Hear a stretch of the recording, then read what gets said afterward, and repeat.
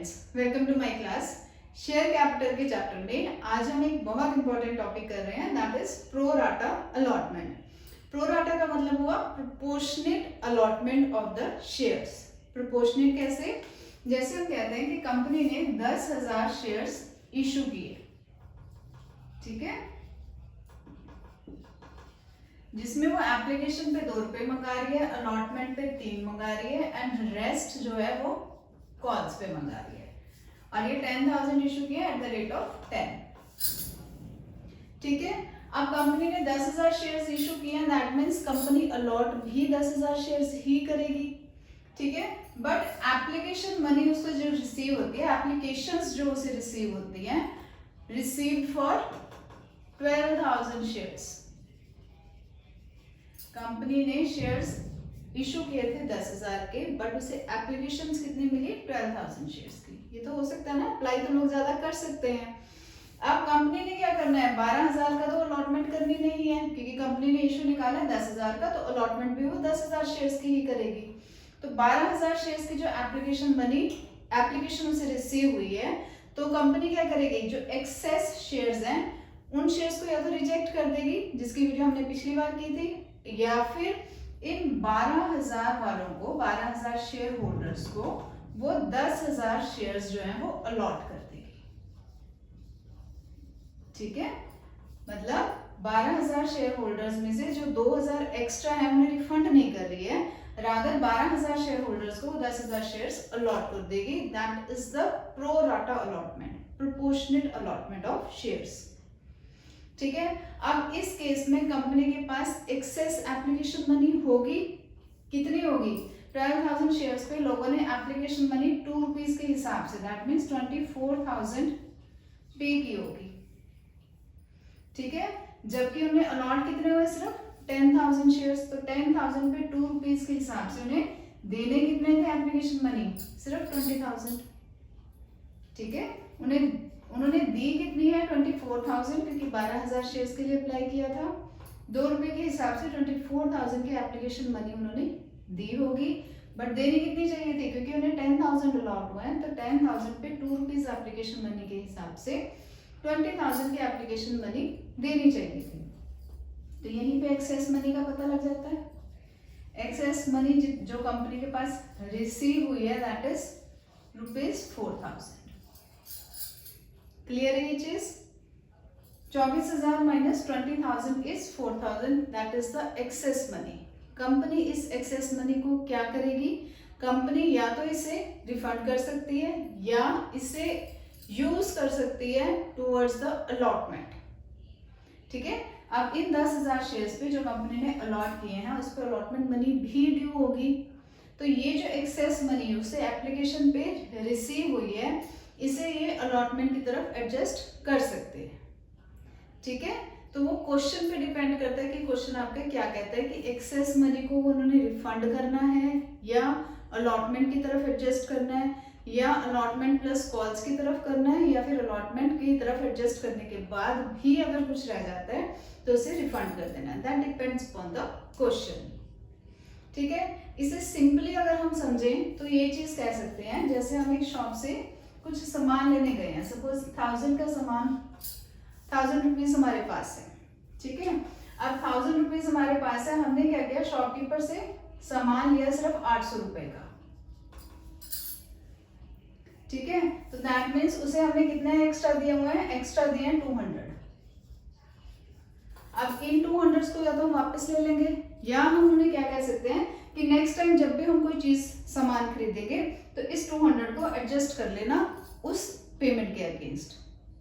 हो सकता है ना ऐसा? तो नेक्स्ट टाइम जब भी हम कोई सामान लेने जाएंगे, सपोज हमने 400 का सामान नेक्स्ट टाइम लिया, उसमें से 200 जो ये एक्स्ट्रा दिए हुए हैं वो हम एडजस्ट करवा लेंगे, और बैलेंस ऑफ द अमाउंट जो है वो हम उसे पे कर देंगे।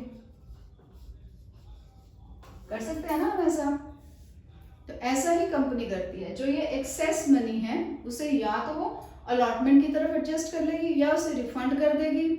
जैसा भी आपका क्वेश्चन कहेगा उस हिसाब से हम क्वेश्चन करेंगे। तो इसी को और ज्यादा एक्सप्लेन करने के लिए या इसी को डिटेल में पता करने के लिए हम एक क्वेश्चन करते हैं, तो ये टॉपिक हमारा बिल्कुल क्लियर हो जाएगा।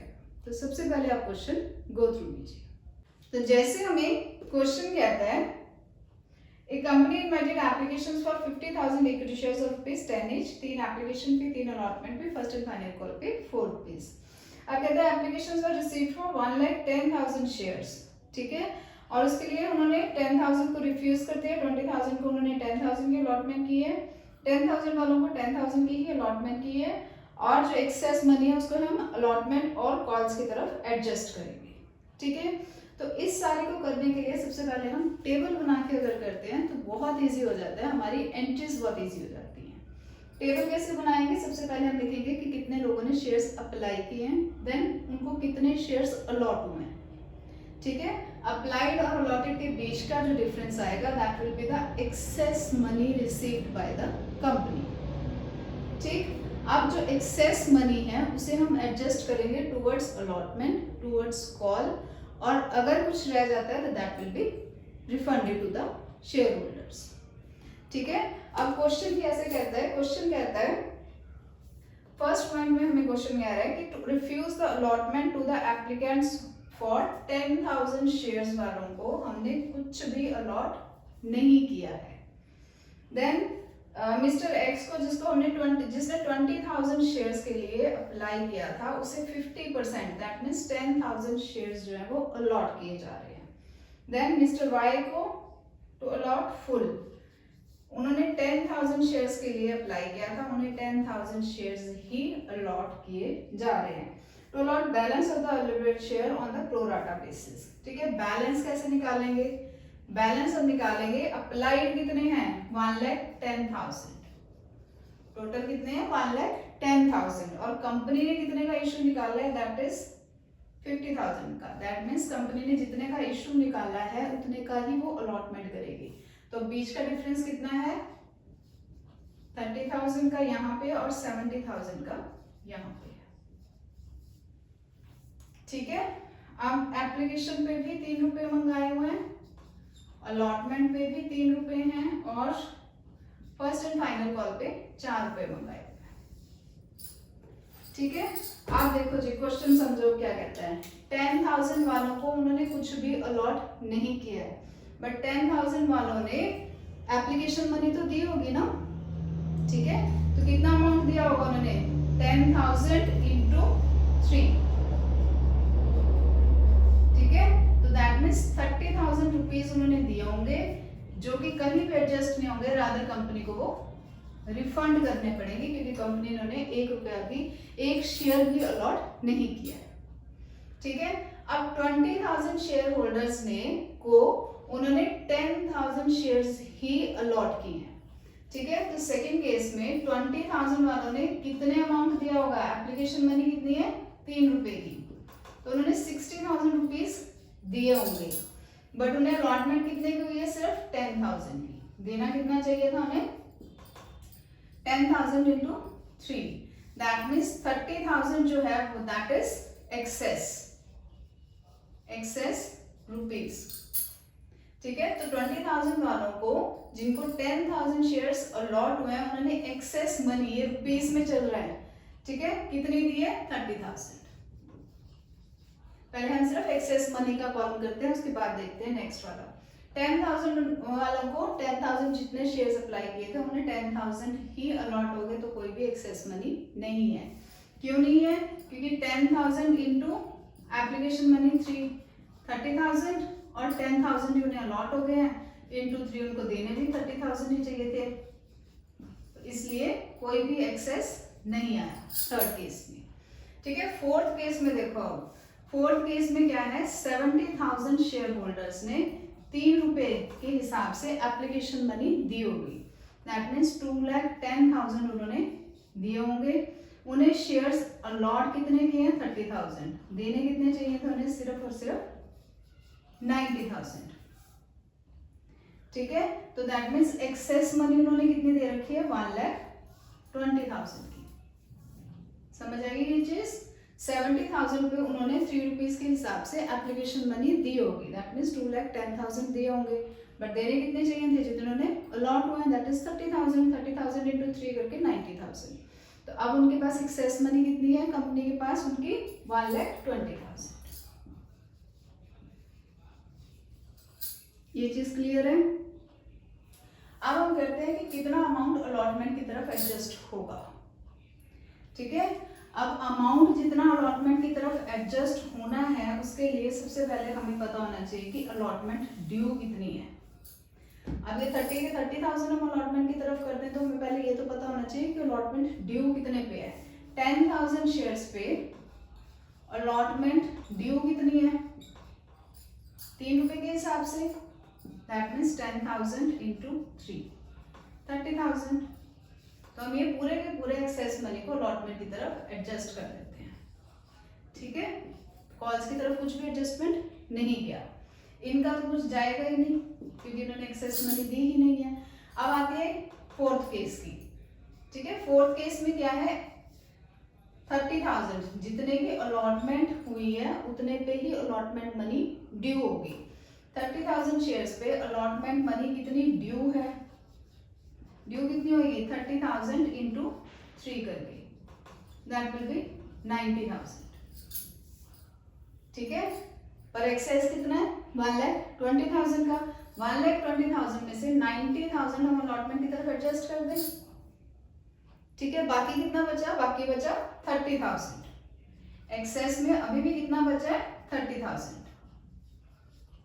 अब ये 30,000 हम क्वेश्चन क्या कहता है कि हमने कॉल्स की तरफ भी एडजस्ट करना है। तो पहले ये देखेंगे कॉल्स ड्यू कितने की है, कॉल्स ड्यू ऑन 30,000 शेयर्स कितनी होंगी 30,000, कॉल मनी कितनी है इंटू 4, 1,20,000 ड्यू है 1,20,000, एक्सेस है हमारा सिर्फ 30,000 का, दैट मीन्स ये 30,000 हम कॉल्स की तरफ एडजस्ट कर सकते हैं।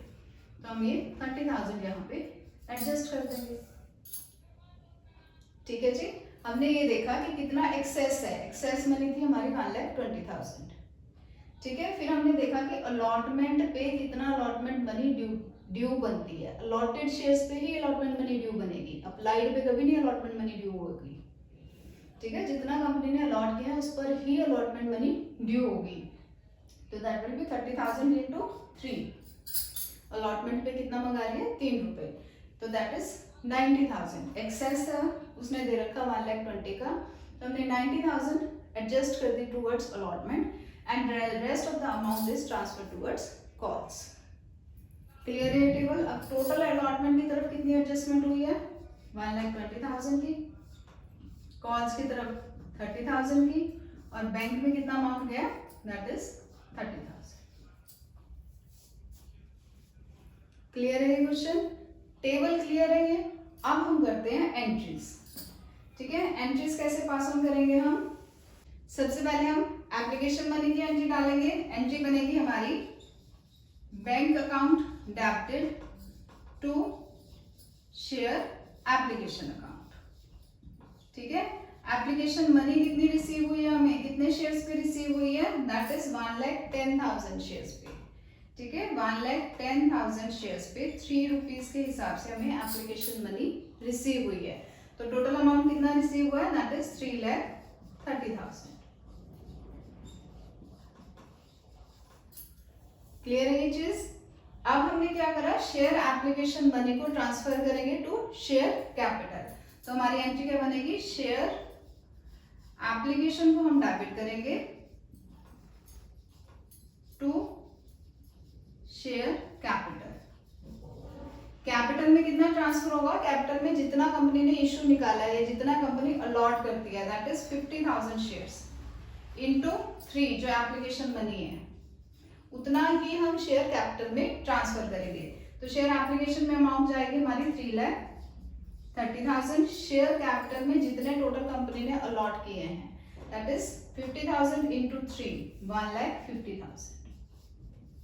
ठीक है, एप्लीकेशन मनी जो हमने शेयर कैपिटल में डालनी है, जितने अलॉटेड शेयर हैं उतने की ही एप्लीकेशन मनी हम ट्रांसफर करेंगे इन द शेयर कैपिटल। अब बाकी का अमाउंट का हमने क्या किया, कुछ एडजस्ट किया टूवर्ड्स अलॉटमेंट। तो हम लिखेंगे टू शेयर अलॉटमेंट अकाउंट, कितना किया है 1,20,000। कुछ हमने कॉल्स की तरफ किया है, तो लिखेंगे to share first and final call, कितना 30,000।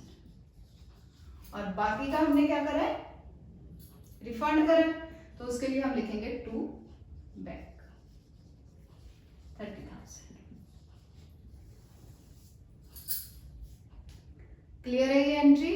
एंट्री में हमने टेबल के हिसाब से ही सारा कुछ डाला है। एप्लीकेशन मनी 3,30,000 की थी। शेयर कैपिटल में जितने कंपनी ने शेयर्स अलॉट करने हैं, जितने का इश्यू निकाला है उतने ही अलॉट करने हैं। दैट मीन्स 50,000 इंटू 3 के हिसाब से हम लिखेंगे शेयर कैपिटल में। बाकी जो एक्सेस है, एक्सेस अमाउंट जैसे हमने एडजस्ट किया अकॉर्डिंग टू द टेबल, हमने 1,20,000 अलॉटमेंट की तरफ एडजस्ट करा, 30,000 कॉल्स की तरफ और 30,000 रिफंड करा। ठीक है, ये फर्स्ट टू एंट्री समझ आई है एप्लीकेशन मनी की। अब डालते हैं अलॉटमेंट की। अलॉटमेंट के लिए हम सबसे पहले अलॉटमेंट की अमाउंट ड्यू करेंगे। वो क्या एंट्री बनेगी हमारी? शेयर अलॉटमेंट अकाउंट डेबिट करेंगे टू शेयर कैपिटल। ठीक है, कितने शेयर्स पे शेयर अलॉटमेंट मनी ड्यू होगी? दैट विल बी 50,000 शेयर्स पे 3 रुपए के हिसाब से हमारी ड्यू बनती है 1,50,000। ठीक है, अब हम रिसीव कितनी करेंगे अलॉटमेंट मनी? एंट्री डाले हम बैंक अकाउंट डेबिट, रिसीव करेंगे ना टू शेयर अलॉटमेंट अकाउंट। कितनी अमाउंट हम रिसीव करेंगे? 1,50,000 तो ड्यू थी, बट यहाँ पे हम अलॉटमेंट की तरफ 1,20,000 ऑलरेडी रिसीव कर चुके हैं। तो 1,50,000 में से 1,20,000 जो हम ऑलरेडी रिसीव कर चुके हैं उसे हम लेस कर देंगे। तो rest of the amount that is 30,000 will be received here. तो हम लिखेंगे 30,000। क्लियर है ये चीज? क्वेश्चन में फर्स्ट कॉल के बारे में नहीं पूछा गया है, तो इसलिए हम फर्स्ट कॉल की एंट्रीज नहीं डालेंगे। बट अगर पूछा जाता तो हम share first call to share capital 4 rupees के हिसाब से, 4 ही है ना, 4 रुपीज के हिसाब से हम ड्यू करते 50,000 शेयर्स पे। उसकी एंट्री हम ऐसे डालते, share first and final call debit to share capital. अगर उन्होंने पूछा होता तो, अब इस क्वेश्चन में नहीं पूछा होगा इसलिए हम नहीं डालेंगे। ये मैं वैसे बता रही हूँ आपको कि क्या एंट्रीज डलेंगी। तो हम डालते 50,000 शेयर्स पे 4 रुपीज के हिसाब से 2 लाख का हम ड्यू करते। ठीक है, ये ड्यू करने की है ना। अब रिसीव भी करेंगे, तो रिसीव करेंगे bank account debited to share first and final call. ठीक है, कितना रिसीव करेंगे हम? यहाँ पे जो हमने 30,000 ऑलरेडी रिसीव कर लिया हुआ है उसे लेस करने के बाद 1,70,000 हम यहाँ पे रिसीव करते हैं। ठीक है, ये जो ऑलरेडी आपने एप्लीकेशन के टाइम पे एडजस्ट किया अमाउंट वो तो आपको देखना ही पड़ेगा जब आपने बैंक की एंट्री डालनी है। क्लियर है प्रो डाटा? होप आपको ये एंट्री समझ आई होंगी। If you like my video please do like, share and subscribe. Thank you.